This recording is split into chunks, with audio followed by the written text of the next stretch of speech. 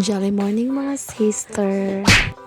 Day off ng sister nyo, Cherry. Oh, sino ka dyan? Sexy mo dyan, sister. Wow!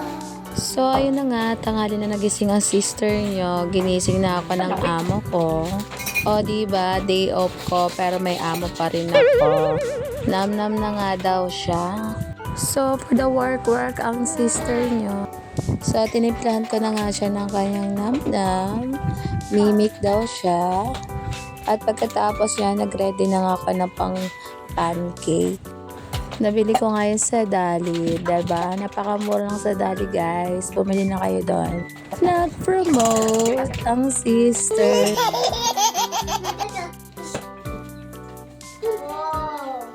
Wow!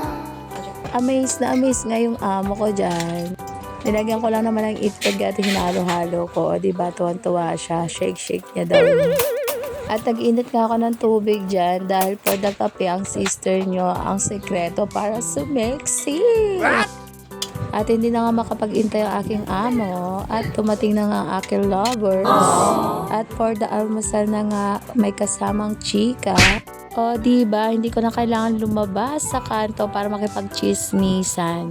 Asawa ko pa lang sapat na dahil mas marami pa siyang chismis na alam sa akin. Ang gandang banding, diba? At pagkatapos na namin kumain ng almusal, dumiretso na ako sa labas para maglaba. At dahil ilang araw nga walang tubig, ayun tambak na sa labahan. O, sa mga kandidato dyan, tubig na lang iayuda nyo para masaya. At dumating na nga yung mga junakas ko galing school at hindi pa ako nakapagluto. Eto, for the go-go na naman tayo.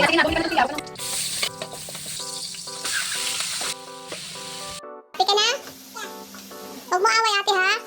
You say sorry to ate. Kiss mo ate. Jimboy, you say sorry to ate. You say sorry. Love love ate. Share ate later, okay? Okay? Open na mama, open. Give mama open.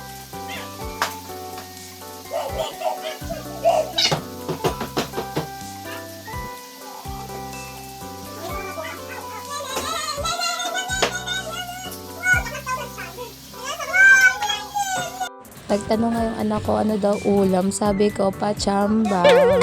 At pagkatapos ko nga magluto, ayun, prepare ko na yung aming lamesa para kami lahat ay makakain na ulit.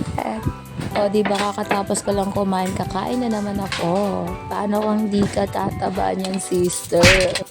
Ayun na nga, tinawag ko na sila para kumain. O, diba, napakatahimik. Charit! In real life, napakaingay namin kumain kasi kanya-kanya sumbong yung mga anak ko. Syempre, hindi rin pabatala yung bunso ko.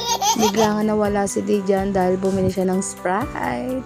Last day na nila sa school, ayun, may rewards sila. Minsan lang din mangyari to, tuwing day off lang namin. Kakakain kami ng sama-sama. Kaya sinusulit namin talaga. At ayun na nga, isa-isa na nga nagsialisan yung aking mga junakis. Grabe, parang kailan lang ang liliit nila. Ngayon, ang titigas na mga ulo nila. At di lang yon, para desisyon na sila, mga sister.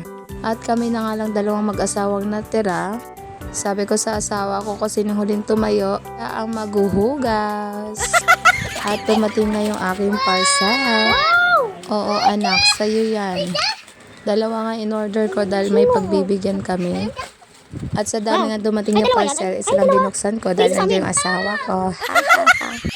So, ayun lang mga sister.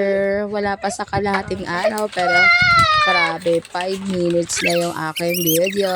Alright mga sister, hanggang sa muling pagkikita. Thank you so much. Say short.